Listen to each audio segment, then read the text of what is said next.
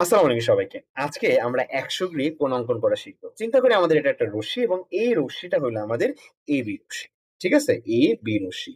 AB রশ্মির A বিন্দুতে আমরা কি করব? একটা বৃত্তচাপ অঙ্কন করব। আমাদের এই যে পেন্সিল কম্পাস এটা দিয়ে আমরা কি করব? একটা বৃত্তচাপ অঙ্কন করে দিলাম। দেখেন, এই একটা বৃত্তচাপ হয়ে গেল আমাদের। বৃত্তচাপ অঙ্কন করে ফেললাম। এখন AB রশ্মিতে ধরো মনে করো এখানে C বিন্দুতে এই বৃত্তচাপটা ছেদ করছে।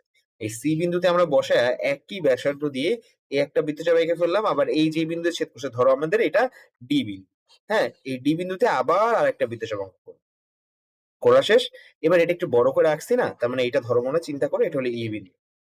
ই বিন্দু। ঠিক আছে? এরপরে তুমি আবার তোমার পেন্সিল কম্পাসটাকে ই বিন্দুতে বসে একটা বড় বৃত্তচাপ অঙ্কন করবা। কি করবা? বড় বৃত্তচাপ অঙ্কন করবা। যেটা এদিকে ছেদ করে। ওকে? যাতে এটা দিকে ছেদ করে। একটু বড় আঁকলে ভালো হয়। এখন এরপরে কি করব? ধরলাম আমরা এই যে বিন্দুতে ছেদ করছে এটা হলো আমাদের F বিন্দু। কি বিন্দু আমরা চিন্তা করলাম? এটা হলো আমাদের F বিন্দু।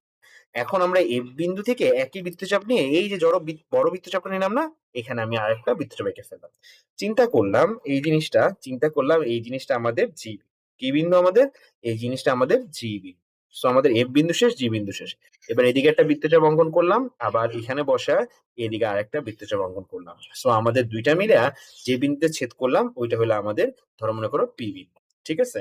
এখন এই ২ টাকে জোড়া লাগাইয়া দিই। ২ টা জোড়া লাগাইয়া দিই। ফলে আমাদের একটা রশ্মি ক্রিয়েট হয়ে যায় কিন্তু। এখন আমরা এই যে মেপে দেখি কত হয়? অলমোস্ট কিন্তু ১০০ ডিগ্রি হয়ে যাওয়ার কথা। এভাবে করে তুমি যদি পেন্সিল কম্পাস দিয়ে আঁকো তাহলে তোমার ১০০ ডিগ্রির মতো হয়ে যাবে। আশা করি বুঝতে পারছো। এভাবে করে অঙ্কন করতে পারবা এবং অঙ্কন করে অবশ্যই একটু কমেন্টে দিও। কমেন্টে দেখতে চাচ্ছি তোমাদের ছবিগুলো বা তুমি যদি পারো অবশ্যই কমেন্টে আমাকে ইয়েস অথবা নো তে জানায় দিও। ওকে? দেখা হচ্ছে তোমাদের সাথে নেক্সট ভিডিওতে।